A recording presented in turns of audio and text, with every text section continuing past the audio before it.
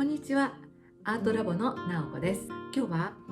ピクルスの作り方をご紹介したいと思います。私、物を作るのが大好きで、この季節には果物やお野菜がたくさんできますので、その保存食を作るんですね。たくさんできますので、いつもお世話になっている方やお友達に差し上げるんですけれど、どうやって作るのって聞かれるんです。